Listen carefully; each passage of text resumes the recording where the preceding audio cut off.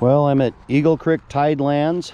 It's open for oysters here, so I'm gonna do a harvest, cook, and eat video for you. So stay tuned. And we do have a lot of oysters around here. I just have to collect a bunch up right here, basically, and get 18 for my limit. We'll get back to you when it's time to start shucking. So many oysters to choose from. Anyway, I'm going after medium-sized oysters. If I find some large ones, I'll probably keep those as well. There's my pile. Knee pads and boots. I brought my knee pads. Good. As always, I'm barehanded. Hear that hollow sound? There could be a good oyster in there, but it's hollow, so he's dying. He doesn't retain water. No good. Here's another one. All right, so this is a really thin-shelled oyster. Got to be careful. Anyway, you can get it through the nose like that.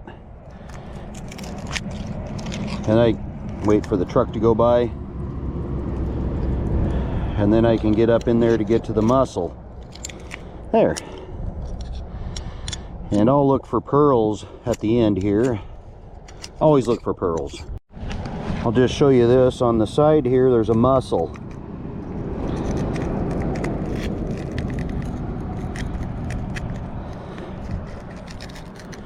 So once you get into the side there, you just pry open. And the mussel is about a third back from the front. Right there. So that's where the mussel attaches. Let's say you have a stubborn mussel that you cannot get into from the front or the side. Maybe there's a bunch of other oysters. So you can come from the back, work the hinge. Hopefully I don't break my oyster knife. And once you break into the hinge, then you can get across there and loosen that mussel up a different way. Those are 3 techniques I know how to shuck oysters, besides steaming them open or putting them over a fire. 5 more to go. 5, 10, there's 3 here for 13. 18 is the limit. Last one, and then we'll get on to the next venture. I'll get back to you if I find a pearl. If not, we'll be into the cooking session of this. Just want to show you, this is what I use to go to certain beaches. Shows their openings and closures for oysters, mussels, clams, and I also use the Dots Tide Table book. Those are my 2 tools that I use to go clam digging with. I'm gonna pick out some oysters. All right. I did not find any pearls. So what I'm going to do is cook these up in lemon juice, butter, and garlic. I already added this stuff because I'm also doing a steamer clam taste. So here we go. That's enough.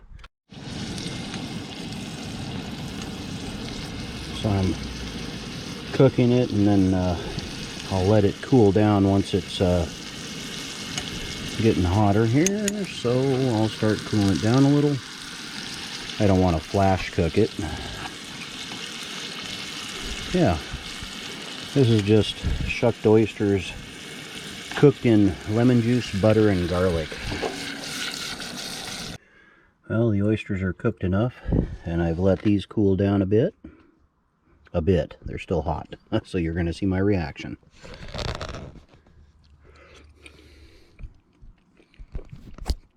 Not bad. I'm going to do the next one.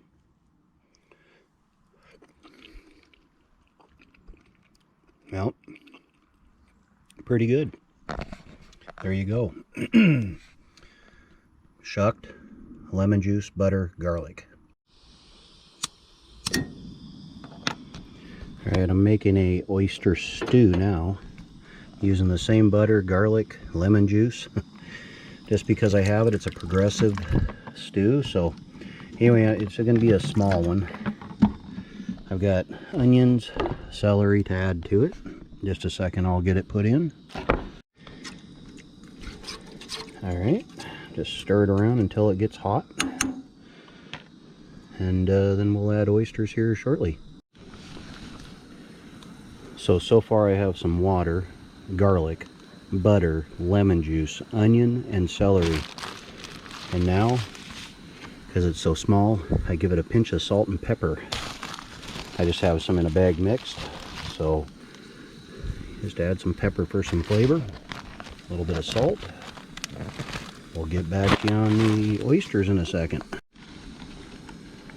Time to add some oysters.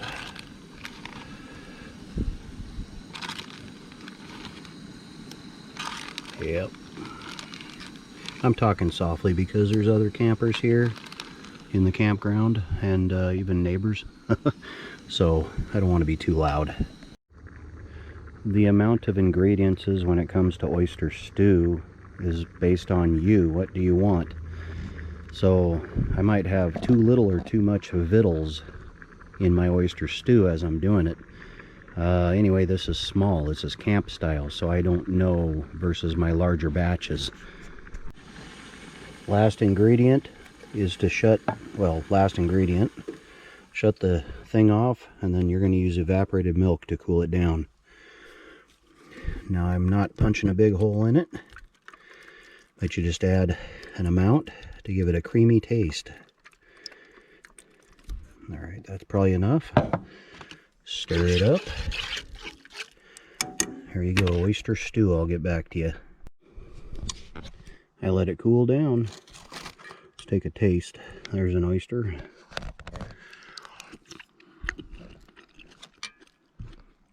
Now that tastes really good. I'm gonna look down and get another bite. There it is.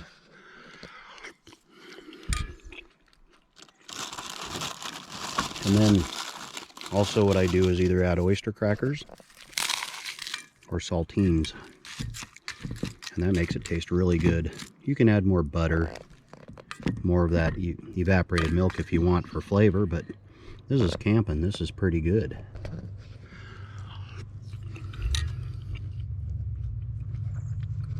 One more thing to go for oysters, and I'll get to you when that happens. To wrap up my oyster, shuck, cook, and eat episode, I'm going to make fried oysters. We have the herb and garlic cracker crumb or bread crumb, egg, oysters, butter to fry it in, and I have some garlic salt to sprinkle. Not a bunch. And the reason for that is oysters have an already salty flavor to them, and they're really good.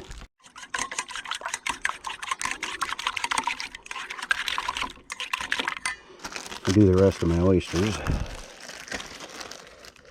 You want to get most of the moisture off of them. You want to clean them, making sure there's no shell left on them, stuff like that. Just dousing them with the breadcrumb, getting them just a coating on them, and then I'll set them on the plate. Do another one. I don't have to get a bunch of them on there,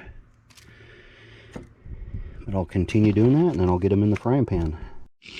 They're breaded, and I think it's time to add the oysters. Oh yeah. Fried in butter. Just the best way to do it. Okay, there's a lot of fat here to do with fattening food, and yeah, I'll have to work this off. But they're really good that way.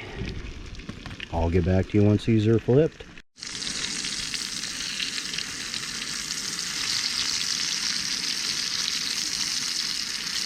Gotta be careful not to melt the fork.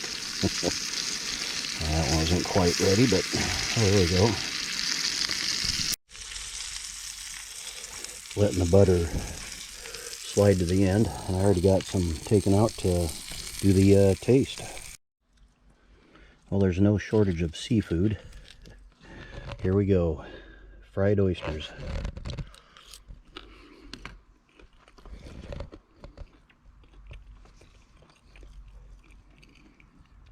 like I said, you don't have to add that garlic salt. They have plenty, they have a salty taste to them, so perfect. Anyway, if you liked this oyster shuck, cook, and eat video, please press like. If you want to see more of my types of videos, hit that notification bell. And if you haven't subscribed to my channel, please subscribe. I'm asking because it'll go a long ways to help me make more videos. Camping's fun. Cooking and camping is funner. So anyway, thank you for watching.